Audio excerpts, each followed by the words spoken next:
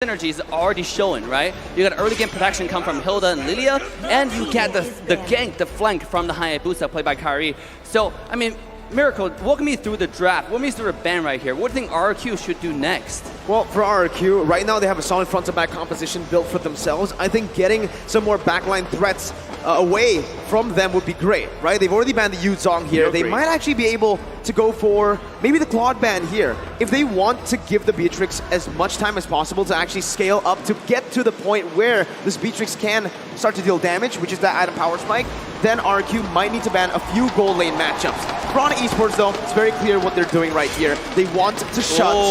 Hey, called it. Hey, they want to shut Vin down. Franco, Grok, right? If Vin doesn't get the comfort hero, and remember, we said this earlier, if Vin doesn't perform, RRQ doesn't perform. Now looking at the draft, because they, okay, look at this, right? Onic, they have the Hilda, they have the Lilia. Does this smell like an early invade? Because again, Lilia, level 1, I'm already strong. Yep. Hilda, I just exist and I'm strong. They're gonna dive in, but diving into the Fredrin, is it a good idea to do that? For them to really execute as well? I'm looking at the EXP lane. What is a very oppressive EXP lane so that they can push 3 people in? You see, the thing about second pick is you can save the EXP lane for the last pick, right? It's a counter pick right now. And here we go. We're actually going to go with the goal lane first, which is going to be the Harith. Like you said, save the EXP lane for later so that he knows what he's really going up against. Because, like you said, Mirko, Fredrin can be flex. Could be EXP. True. Could be jungle. Did you know, is it not local to call him Fredrin? It's pretty local, man, because Frederick's on the desk, local, not in the game. But hey, RRQ now. They gotta stay focused here, right? Do they want to go for a roll? Whoa, it's a Paquito and a Kaja pick. But Onic Esports here, honestly, looking at the Kaja and the Paquito, earlier I was thinking about, you know, what hero can Boots really play? I was expecting something like the Lapu, but now that the Kaja's been picked up, you might want to go for something like a Benedetta, a bit more room to play with. Then you have that eye for an eye as well that can, you know, really stop a lot of the CC coming in from the side of RRQ. Because right now, you think Paquito might be the jungler, right? Yeah. Now, Paquito, if Paquito is a jungler, he doesn't have a little bit more early game damage, early game rotation. What are y'all thinking here? I'm looking at the screen and I don't see any of our... Okay, there you go. Okay. Oh, well, like we said, right? Like we said. Okay, looking at the draft. Whoa. RRQ, they got a pretty beefy front line. They could force fights, but okay, so it looks like Albert will be using Fredrin in the jungle. So this is going to be a more tankier build for the Paquito, but going back to my point, this might be a game where we could see a very early first blood, especially if Onic wins the EXP lane. I kind of feel like that's the go sign. It's like, yo, I'm doing good, let's go win. Yeah, and also this is looking like Team Hawk style, right? What is going on? Are we going to have a really early invade? Is Masha going to give up the first lane and just run to her jungle and try to, you know, mess around in your head a little bit? I mean, what is going on here? It's more like Todak, right? Right, what Todak did to Onic in the group stage. Remember how they beat Onic Esports? Yep. Going into the jungle. I remember. Yeah, I remember that too. It wasn't a fun day for me. The Hilda and the Masha just constantly being in the enemy jungle, forcing those engages and invades. Oh, here we go, ladies and gentlemen. Roll Derby Game 1 as we come to the land of Dawn. Are you ready? Here we go. I'm ready. I am ready too. Now I'm ready to see what kind of rotations will they go for, because again, I'm looking at Onic. I kind of want to see them go as aggressive as they can, especially once Kairi gets level 4. I want to see how he can really impact the lanes. You're right. But early on already, you can already see Keyboy in the enemy jungle, putting some more pressure down. Even though Fredrin's not there yet, Albert's going to take some time, but this is why I really like this matchup. Lilia versus Yve in the mid lane for the Lilia. It's because in terms of poke, in terms of wave clear, Sana's going to have a better time early on. Here comes Lilia. You see, the thing about Keyboy is because he had the shield with the bush, right? He can just go in, trade HP for free, and then when Hayabusa gets the early game farm, gets a level 4, it's massacre time, it's assassination time.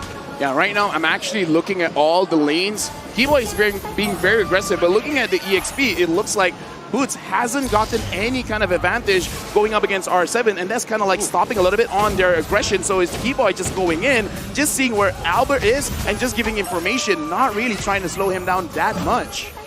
Yep, just a little bit of trade on HP, but Skylar is already low though. Hayabusa is on the bottom side, he's looking for something. Again, when we have Assassin in the jungle, I feel like trading on the sideline is always going to be a lose for you, right? Because then Hayabusa can just come in and harvest the kill. You're right, especially with the high and dry, he is going to actually opt to go for the XP lane a bit more, and maybe perhaps the mid lane. But in the gold lane, you can really see a little bit of a skirmish here. CW, Skylar, Vin, and Keyboy just going at it. But obviously when it comes to trades, Harith has the better time. Yeah, looking at all the trades, I'm also looking at Turtle. Turtle will spawn very, very soon. Onic, the way that they're drafting, I want to see how Keyboy as well as Sans is going to like make sure everyone is separated, giving time for Kairi to actually engage alone. Because right now, looking at Keyboy as well as Sans, they're pushing everyone away. This is what I want to see. But R7, will he try to contest this? He's winning lanes, man. Keyboy in the midst of it all here, already invading, buying a lot of time and dealing a lot of damage onto Albert. Kairi able to take the turtle down. Vin with the Divine Judgment earlier on, not really going to be able to find much. That's just one on the board for Onic Esports, and Keyboy is still looking to just invade, being a nuisance in the enemy jungle. I feel like Onic definitely started off on a really good note, right? They played really aggressive. You can see Keyboy was on Fredrin the whole time. Make sure he didn't even get close to the turtle for the contest. And what a great opening from Onic here. What aggressive opening. Yes, it is a very aggressive opening, but I kind of want to see more. Looking at the items right now, the Hayabusa, I feel like he's just waiting. Okay, now he has the Fury Hammer as well as his attack speed boost. So if he wants to go in, it's still not enough damage. So I kind of feel like the side lanes, they really got to set something up. And Onic, for now, it looks like they're just focusing on farming. So they're looking at it. Make it, never mind. R7 goes down. This is the problem with going for a Paquito, a hero that you can kind of say is off meta, right? But technically the Masha is too. Look at Masha just crawling the gold plate. And it's all gone like that. I mean, that's so much gold for Masha right now. I want to see how much farm he has compared to Paquito at this point on R7. Oh, here we go. Look at Keyboy. It's being a nuisance, right? It's so annoying. It is annoying. You're annoying. But right now, up top, CW is taking a lot of damage. Very low. Pops his Savant Force, jumping back in. Kairi with the Shadow Kill. This guy flickers forward to gun CW down. Getting a trade for himself. I mean, if you're going to die anyways, might as well take someone with you because, again, it's just 2 minutes. And within these 2 minutes, not a lot of fights is probably going to go on for him. So I feel like it is worth it because you just want some more items on yourself. You got to find a way to get gold. But at the same time, Skylar did end up burning that flicker, right? That gotta be a signal because all the pro team to keep track of their flicker timer. That means like within the 2 minutes, Hayabusa can easily come top again and find another kill potentially. But here, 8 seconds into the turtle, Keyboy already just being Keyboy on the hill. He's got to be very careful though up against Vin. He knows his timers really well. He knows that Vin doesn't have the Divine Judgment just yet, so he is able to actually go in like that. Now, you can see the setup being provided by RRQ as Boots tries to really start to nullify this setup. R7 with a knockout strike earlier on, taking 1 HP bar from Boots, but he gets it back. Sans and Keyboy opening up the map. Sans in the mid lane. Oh, it's gonna be Vin who jumps in. Divine Judgment finding Sans, and Albert picks up the kill. Now, Retribution, and Kairi steals it away. Has the Quad Shadow again. Keyboy in the midst of it all now against Clay is gonna be caught down. RRQ trading 2 kills in for a turtle. But R7, he's going to be caught near all alone. Boots and Kairi, the single target damage is going to be enough to take him down. Kairi with a very on-point Quad Shadow to read that movement out. Doesn't stop there though. CW wants to jump in, but it's a Force again. No Divine Judgment, he steals the purple buff. And it's absolutely worth it now for Onic Esports. Oh, it's definitely worth it because, again, looking at the gold itself, 1.7, but the pressure that they're putting, this is good. Boots is all alone. He's pushing. Right now, Onic, they're dictating the lanes. They're dictating the river. So they are controlling the match. RRQ, they got to respond. Right now, Vin, as the Kaja, it's your job. How do you engage? How are you going to proceed with the fights? Or are they just going to wait it out, make sure Skylar has like, what, 3 items, and then decide to go in? See both. Oh, here we go. Gonna be caught down. That's a lot of ultimates burned down. CW wants to dash forward. Not sure about that one. Kairi. But he is forced to back off. Kairi now, knowing there's no Divine Judgment, might want to go for something more, but he decides to go for the wiser option, backing up. But I feel like both teams have late game insurance, right? You have Masha. By the way, Masha and Paquito, both a little bit off-meta characters, but both can be scary late game once they get those core items. Especially Masha, build full tank, one-shotting Skylar if he finds the opportunity. You know, you have to time the Wind of Nature perfectly, and it's usually pretty hard. With that being said, Onyx ranked first in unique hero use with 34 characters. Wow. I mean, that's something, and one of those characters is the Lunox. Looking at the game right now, RQ, it does seem like they want to pressure the goal lane. They want to make sure that they get some structures for themselves so that not only do they get goal, but they also need map pressure, because the thing about Akaja is you're the more scariest when no one sees you, and the way that you make sure no one sees you is less turrets, more bushes. So for now, RQ, they need to set the map in their own favor. But it's also really hard, right? Because, I mean, Hilda's always on your face. Now, how do you stay hidden? Oh, here we go. Vin for Divine Judgment on the CW. Keyboard's gonna be caught in the real world inflation as well. Albert knocks him up, picking up that kill with the Appraiser's Wrath still intact. He did not use that Appraiser's Wrath. Onic Esports still desperately trying to save this tier 1 turn from going down. Boots gonna be shredded down, but it's gonna be Kyrie jumping in onto R7 for the Quad Shadow. Jumping back out. That cannon in the mid lane is going to be taken down here as Onic Esports are able to disengage, but that 2,000 gold lead is slowly but surely disappearing. You feel like Onyx getting this objective, but at what cost, right? Every time they get a turtle, they lose free kills. And this time, not only they lose free kills, they also lose a lot of HP in the mid-tier 1 tower as one of the most important objectives on the map. Hey, they lose it because of Vin, because we talked about it. Vin, he has to engage because everyone else, you got that, that's cool. Kyrie is looking at Clay and he thinks you're cool. Oh, that's a shadow kill over to Clay. The RNG favors him, but Clay gets out. No flicker burnt. That was really crazy. A good move by Clay, though, saving his resources. And also interesting, Kyrie was saving the Retribution there. You know, you could have used the Flame Retribution to get a lot more damage in. And also, like, because if you don't land a skill 1 high booster, sometimes the shadow kill itself doesn't do that much. Even you can see even on Clay. And if you see Clay also built some tanky item, the tanky boots in early game, I think this is helping him survive a lot. Yeah, looking at the items as well, looking at the Harv already having the Calamity Reaper is already very, very strong. So I kind of feel like if he wants to go for more damage, he's just going for the Holy Crystal, and Kyrie just poking people out. Speaking of items, looking at Matrix, just by having this Blade of Despair is already a huge power spike. He's already building towards the Hunter Strike, right? Yeah. Or maybe even the Haas Claws here early on. That's going to be Kyrie looking for Vin. Oh, that's a very good engage by Kyrie, but it's a very good disengage from the side of RRQ on Esports. Now collapsing on Albert, but his snipe connects there on the back line. CW's going to be got down. Skylar is massive as he picks up a triple kill to push Onic Esports back.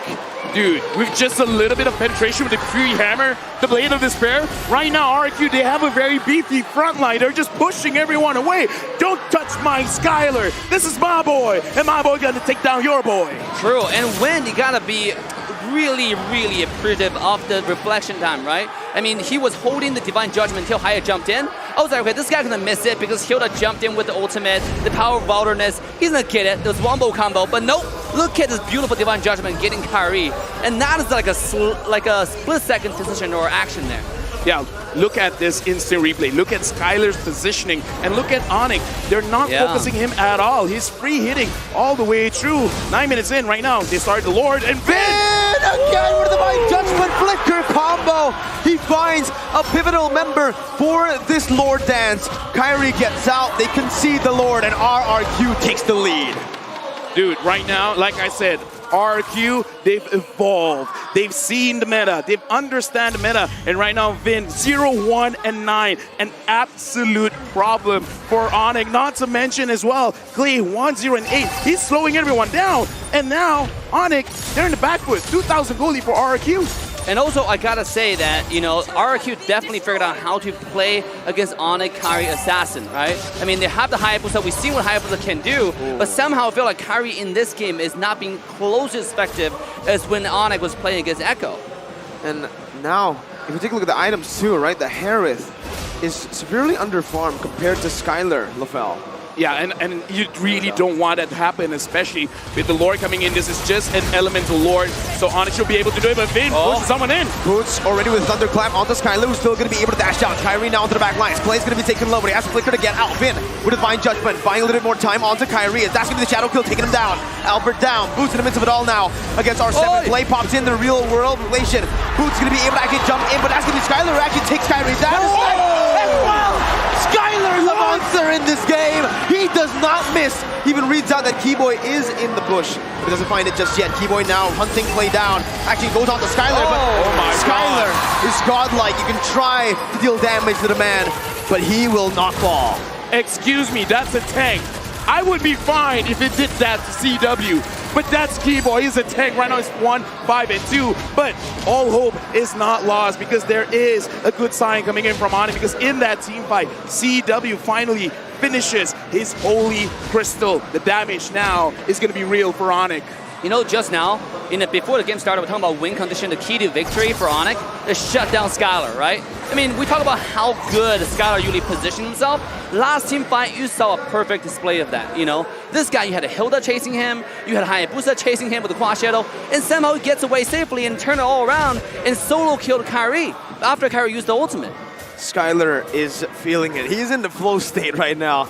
Maybe it's because he's up against the Sky King. So and he's Skylar. Exactly. Di atas Langit. Sky King, ada Skylar. Oh, here we go. Let's see if that's true here. So far in game 1, it seems like it is, right? Yeah, look at items right now, LaFell. I mean, why don't you go ahead and break it down for us? Here's the thing.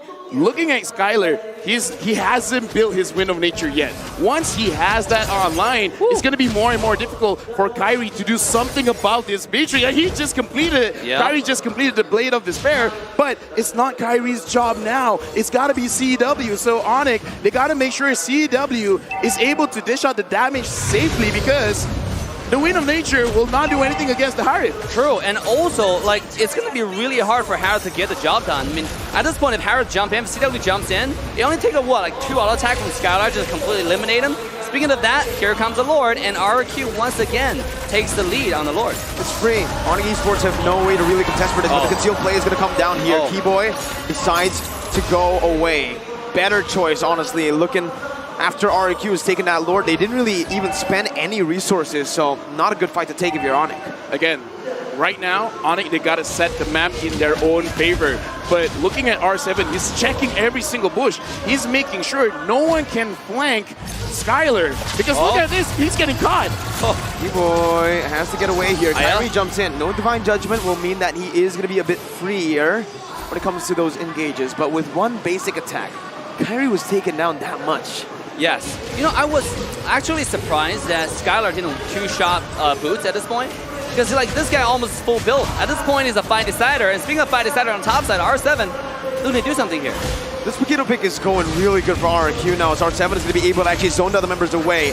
Lord marching down, getting the turret very low. Boots now in the midst of it all, flanking around, going out to play, but will be caught in the Divine Judgment now. Skylar fronts him back, Thunderclap over to R7. The real world inflation is going to be able to zone sounds away. That's going to be Boots in the midst of it all again. Going to be shredded down. Kyrie jumping in with the Quad Shadow. Praises grad on the taunts, but he's still able to survive. Skylar is still alive. He guns them down again, and RRQ wins the front to back. Looking at the team fight, Kyrie was waiting. And the thing is, Skylar did use his Wind of Nature, but he's like, I didn't get my shadow onto Skylar. So it's like, you know what? Clay is Clay. I'm going to take down Clay. But even Kyrie at that moment is like, I'm brave, but I'm not that brave. Yeah, you can take. You want to take what you can get. Speaking of that, here we go, mid lane. The Thunderclap doesn't do enough damage. Kyler's going to be able to sustain back up. Then jumps over the Divine Judgment, finding Sun! And Albert jumps in as well. Kyrie looking for R7, but he's going to be able to get the knockout strike down. Nice! Kyrie goes to the shadow kill. R7's going to take him down. Kyrie was He takes Skylar down. He takes another. Finn now. Going to fall. His immortality's been popped out. And Kyrie picks up a triple. He wants to go for Albert right now. He jumps over Quad Shadow once again. Albert versus the world. Clay jumping in once again to help his jungler out. But RRQ decides to back off. This is why he's called this guy King. For you to be a king, you don't bow down to anyone else. I dare to say right now, if he's not the best Hayabusa player, I'm just going to say he's the best player overall. This guy's mechanics is out of this world. I mean, Miracle, using your words, I think Kyrie's, this Hayabusa is a pretty local home. I mean, like, He is local. He is local. He's so good on Hayabusa. And just now, baiting on the Wind of Nature, knowing that he doesn't have it, he jumped in with a Shadow Kill to find the kill. Was really good. And what makes it crazier is the fact that he has no defensive items, dude. He's going full offense mode. He knows he's the best Haya player. He knows that he needs to make the plays happen for his team. Like Leo said, you need to know the rules for you to break the rules. And people say, Hayabusa late game is not going to be a factor. Nope, never mind. Kyrie, all of a sudden, just in a few minutes, he completed 2 items. And now the Lord is set up. This is 16 minutes. This is going to be a very tanky Lord. Onic, will they be able to contest this Look one? at Boots. Okay, RRQ spotting Boots. Skylar moving back. Boots gonna be zoned away. Lord Dance completed by RRQ with a reset here as R7 goes back to the mid lane. In the bottom lane as well, you can see the setup already by Onic Esports. They're trying to find just an opening here to find a good flank. You can see RQ is very, very disciplined, right? They saw Boost in the flanking position, about to reach Skylar. Like, okay, we gotta stop this Lord because we're not in a good position here. But and look that just shows the quality of the top tier team. Here we go. I don't know about this. Boots is all alone. RQ have read it perfectly. Divine Judgment to lock him down. Boots now running away. Baiting out the Divine Judgment. Is C-Boy now looking for the flanks with CW. R7 is going to be in that bush. Albert jumps in, knocking CW up. CW is going to be careful here as he pops into the Bond Force. Sans still dealing damage. Kyrie jumps in with the Shadow Kill.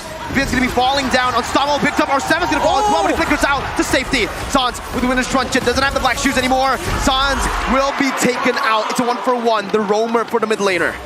Right now again. Look at Keyboy. Keyboy finds Skylar. Skylar's all alone. Even Keyboy doing a lot of damage. Not as much as Skylar, though. He's here to come and play. And Albert picks up the kill onto Keyboy. The Has Claw and the full effect, right?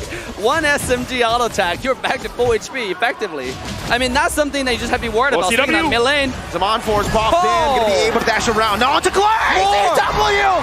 Now it's the double kill, but Skylar says no. I'm the better gold lane in this match, in this game. Yo, right now, Skylar, he's walking around and he's collecting kills left and right. Boots, Kyrie, you're going up against Skylar. Can you guys do anything? Look at Kyrie, look at Kyrie. Oh, look at the damage coming through. Boots gonna be taken down with nature. Skylar, Kyrie! Does he do it? He does not! Albert secures it. Skylar will be able to eliminate the Onic members. Oh my god, what a play. At least attempt from Onic to try to get a Lord and also try to kill Skylar. Beautiful timing on the Wind of Nature there to keep himself from harm's way. And at the same time, secure the Lord for the side of RRQ. Looking at the items, CW should be strong, but the damage coming in from this Beatrix is not fair. It's like, we gotta change Beatrix over and over and over again, but still somehow Beatrix is like, yo, look at that shot. Look at that sniper shot. Keyboy going up against R7, trying to survive, but the Lord is marching mid. This game looks like it's all RQ. Oh man, Lord. With the enhanced Lord here, Kyrie still respawning. No purple buff for him. Boots now gonna try his best to actually act as front line with the Thunderclap now. It's gonna be Kyrie taunted down, taken out by Skylar. CW with the Zaman Force, not gonna be able to find anything as Vin jumps in with the Divine Judgment, finding CW. It's a double kill for Skylar. It's a triple kill for Skylar here as it takes Keyboy down and they secure game number 1 in the Royal Derby.